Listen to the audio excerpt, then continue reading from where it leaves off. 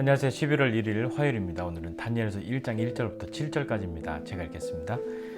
유다 왕 여호야김이 다스린 지 3년이 되는 해에 바벨론 왕 느부갓네살이 예루살렘에 이르러 성을 에워쌌더니 주께서 유다 왕 여호야김과 하나님의 전 그릇 얼마를 그의 손에 넘기심에 그가 그것을 가지고 신할 땅 자기 신들의 신전에 가져다가 그 신들의 보물 창고에 두었더라.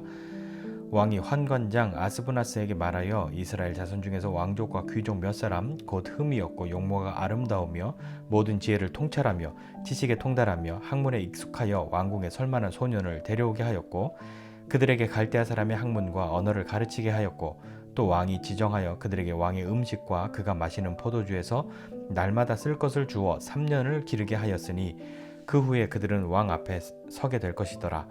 그들 가운데는 유다 자손 곧 다니엘과 하나냐와 미사엘과 아사랴가 있었더니 환관장이 그들의 이름을 고쳐 다니엘은 벨드사살이라 하고 하나냐는 사드락이라 하고 미사엘은 메삭이라 하고 아사랴는 아벳느고라 하였더라. 아멘.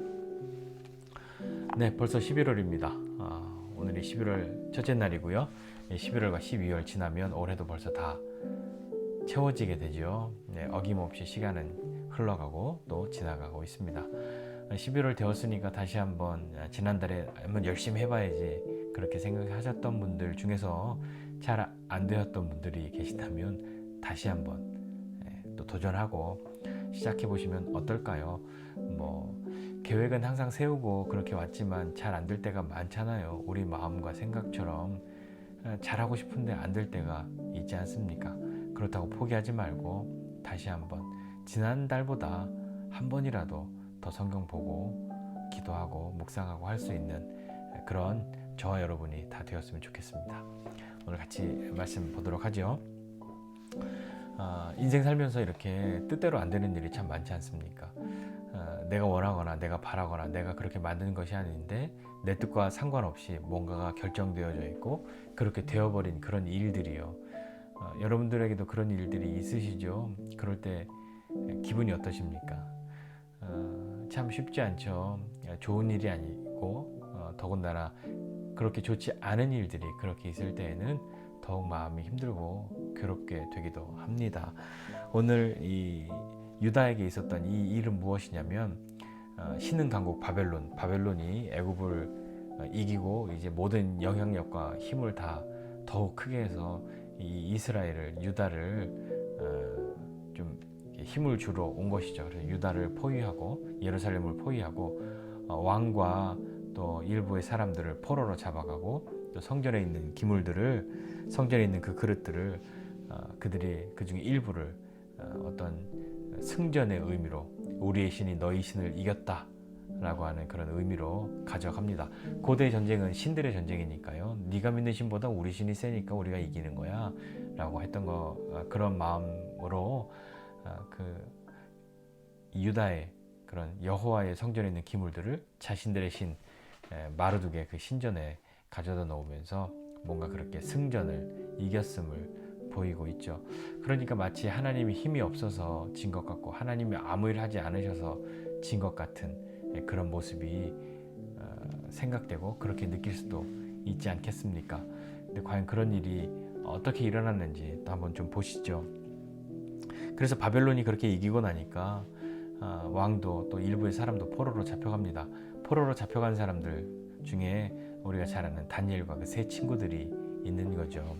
그들은 사실 이 바벨론에 가는 것을 선택한 사람들은 아니지 않습니까?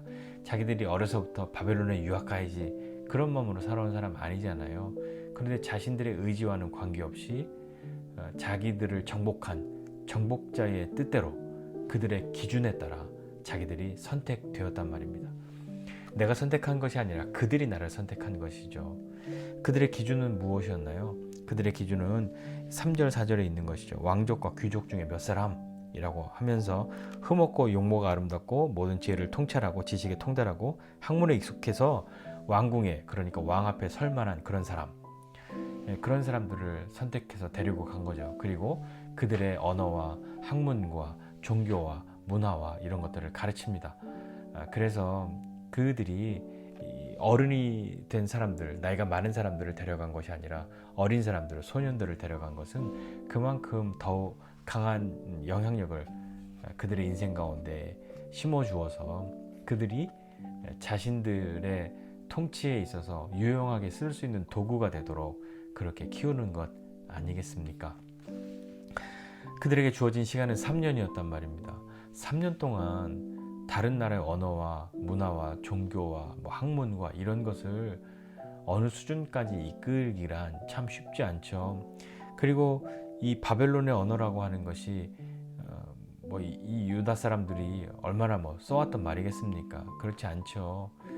3년 동안에 다른 나라 말 익숙하게 배우기도 참 쉽지 않은데 학문에까지 또 문화와 종교와 이런 모든 것에 깊은 통찰을 가지고 왕 앞에 서야 하니 이들에게 얼마나 쉽지 않은 시간이 되지 않을까요? 그런데 그걸 선택한 것은 아니었단 말이에요.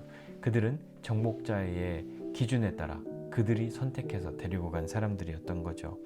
그들은 바벨론의 왕궁에서의 삶을 삽니다. 왕궁에서 삶을 산다고 하는 것, 그렇게 포로로 잡혀가서 삶을 산다고 하는 것은 한편으로 생각하면 성공할 수 있는 기회죠. 정치적으로 올라갈 수 있는 기회입니다. 정치적으로 어떤 영향력과 힘을 갖는다는 것은 경제적으로도 뭔가 좀 충분한 무엇인가를 누릴 수 있는 그런 것이 되겠죠. 그리고 좀 선한 의도를 갖는다면 그렇게 정치적으로 경제적으로 영향력을 가져서 내가 내 나라를 위해서 바벨론이 아니라 내 민족을 위해서 무엇인가 하리라 라고 마음을 먹을 수도 있고요. 그렇지 않을 수도 있는 것이죠. 그렇지 않은 경우가 뭐냐면 아이덴티티를 상실한 것입니다. 어려서부터 이런 문화와 언어와 학문과 모든 것을 접하고 바벨론화 되어 가는 삶을 배우고 살았기 때문에 자신이 어떤 사람인지, 자신이 하나님의 백성인지 아닌지도 혼란스럽고 그것을 잊기도 하죠. 이것이 꼭 포로로 잡혀간 사람이 아니라 어려서부터 다른 나라에서 삶을 살았던 사람들이 자신의 정체성에 대해서 혼돈과 혼란을 경험한다는 이야기도 를 많이 들어보고 주변에도 그런 분들 아시는 분들이 또 계시지 않습니까? 그러니까 이 바벨론에 가는 그 삶은 무엇인가 잘 될 수도 있고 잘 되는 반면에 자신이 누구인지를 잊고 잃어버리고 살아갈 수도 있다는 이야기인 것이죠. 그렇다면 이렇게 포로로 끌려가서 자신이 어떤 사람인지 잊지 않고 살아간다는 것, 자신의 아이덴티티를 상실하지 않고 그것을 명확하게 지켜갈 수 있다고 하는 것은 어떻게 가능하겠습니까? 그것은 정말 쉬운 일이 아니겠죠. 우리도 역사적으로 보면 아주 고대로 거슬러 가지 않아도요. 우리 근현대사에서만 보더라도 우리는 일제의 35년의 강점기를 경험하지 않았습니까? 그때 살던 사람들은 어땠겠습니까? 물론 그때 그렇게 소위 친일이라고 하는 그 부역한 사람들을 옹호하자 하는 이야기가 아니라요. 그때의 삶을 우리가 지금 살고 있다고 만약에 한다면 우리는 어떻게 해야 할까요? 역사적인 것뿐만 아니라 개인적으로도 그런 시간들이 있지 않으십니까? 특별히 우리 형제님들 같은 경우에는 군대 가는 것, 원해서 가시는 분도 물론 계십니다. 좀 소수긴 하지만 원해서 가시는 분들도 있고요. 대부분 더 많은 숫자는 소위 끌려간다 하는 그런 마음으로 군대를 갔다 오죠. 자기가 선택해서 내 뜻대로 가는 것은 아니었고 내 뜻과 상관없이 그렇게 끌려갔다 오는 것 아닙니까? 그러니까 그 시간이 아깝기도 하고요. 가서 불만과 익숙하지 않음, 어울리고 싶지 않은 이런 분위기, 나와는 맞지 않아 하는 그런 마음으로 시간을 보내기도 하고요. 또 열심히 그 시간들을 유익하게 사용하려고 노력하기도 하고 그러지 않습니까? 비슷한 경우라고 말하기는 좀 쉽지 않지만 직장 생활을 하거나 이러는 경우도 내 뜻과 전혀 상관없는, 내 뜻과는 다른 그런 일에 억지로 끌려가고 해야 하는 그런 일들도, 그런 시간들도 있지 않습니까? 그럴 때 우리는 어떻게 하십니까? 에이, 내가 참아야지 할 수도 있고요. 아이, 참을 수 없어 하고 뛰쳐나오기도 하고요. 각자가 그렇게 선택하고 있지 않습니까? 그렇다면 우리가 이렇게 원하지 않는 시간들을 경험하게 된 것은 왜일까요? 이 다니엘과 세 친구들이 자신들이 원하거나 자신들이 선택해서 바벨론의 삶을 사는 것은 아니었을 텐데 그들이 이런 일들을 경험하게 된 것은 왜일까요? 하나님이 유다를 버리셨기 때문일까요? 이들을 버리셨기 때문일까요? 그래서 하나님이 신경 쓰지 않으니까 이들에게 이런 일들이 생겨났던 것일까요? 하나님은 어디에 계시는 걸까요? 오늘 말씀 보니까요, 2절에 보면 주께서 유다 왕 여호야김과 하나님의 전그릇 얼마를 그의 손에 넘기심에 이렇게 말씀하고 있습니다. 하나님이 넘겨주셨다라고 표현하고 있는 것이죠. 하나님이 그들에게 빼앗겼다, 하나님이 졌다가 아니라 하나님이 그 여호야김과 성전의 그릇들 중에 얼마를 넘겨주셨다.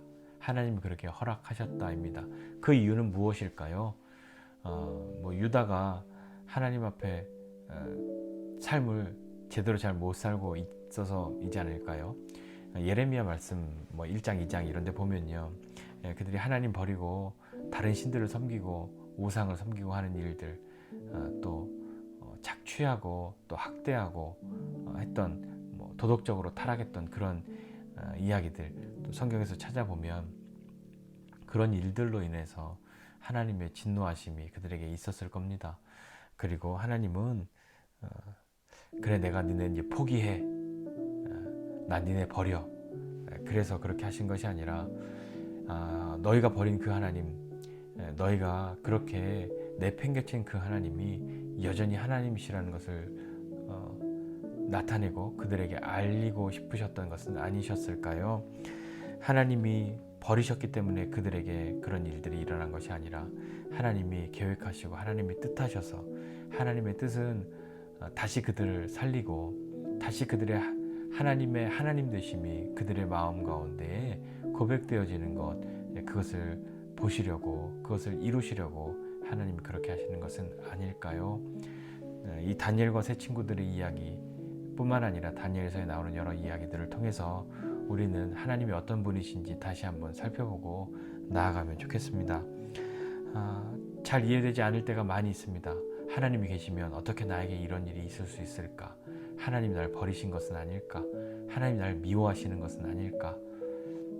그러나 하나님은 우리를 향한 그분의 마음을 버리시지 않습니다. 포기하시지 않습니다. 그리고 그 어떤 것으로도 포기당하지 않으십니다. 그 어떤 것으로도 끊어낼 수 없는 것이 우리를 향한 하나님의 사랑입니다. 하나님이 지금은 이 여호야김과 이 포로들, 그리고 성전의 기물들이 바벨론이 강성하여서 그렇게 빼앗긴 것 같아 보일지라도 하나님은 그렇게까지 하셔서라도 그분이 이루시고자 하시는 일이 있는 것이라고 우리가 믿고 그렇게 나아가야 하지 않겠습니까? 이해되지 않아도, 또 이해해서가 아니라 하나님의 그 계획하심은 우리가 다 이해할 수 없는 때가 많이 있지 않습니까? 그렇지만 이해했기 때문이 아니라 우리를 향한 그 하나님의 사랑, 그 마음을 신뢰하고 하나님이 결코 우리에게 악으로 행하실 분이 아니시라는 것을 믿고 믿음으로 어디에 있든지 자기 자신을 지켜나갈 수 있는 사람이 되어야 하지 않을까요? 다니엘과 이 세 친구들은 이름이 바뀌는 그런 일까지 경험합니다.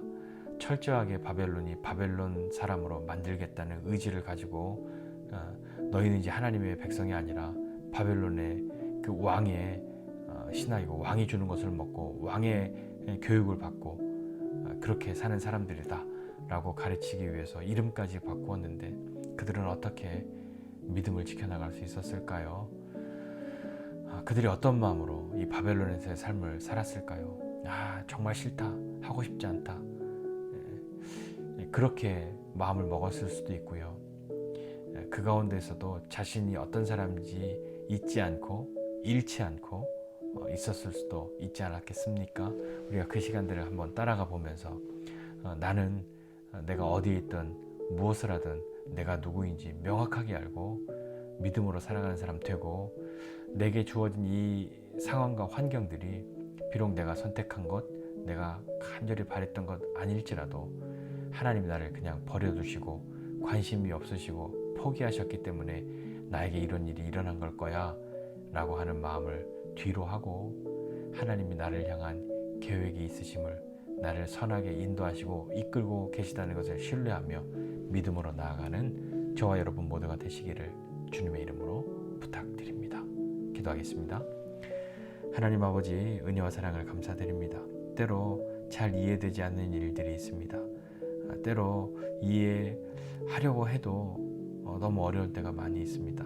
분명히 하나님은 선한 계획이 있으실 거야 라고 그렇게 믿어보려고 해도 쉽지 않을 때가 있습니다. 그러나 주님, 이런 우리를 어여삐 여기시고 긍휼히 여겨주셔서 하나님의 살아계심을 경험할 수 있도록 주님 은혜를 베풀어 주십시오.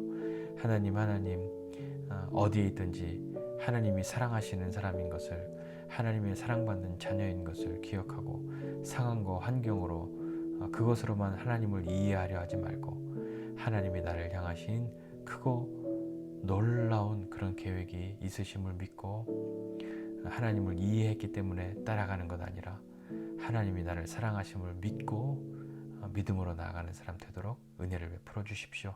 오늘 우리에게 주어진 시간들 속에 그것이 어떤 시간이든 또 어디이든지 하나님과 함께함을 기억하고 믿음의 용기를 가지고 살아갈 수 있도록 주님 우리를 붙들어 주시고 격려하여 주시옵소서. 감사드리고 예수님의 이름으로 기도드립니다. 아멘.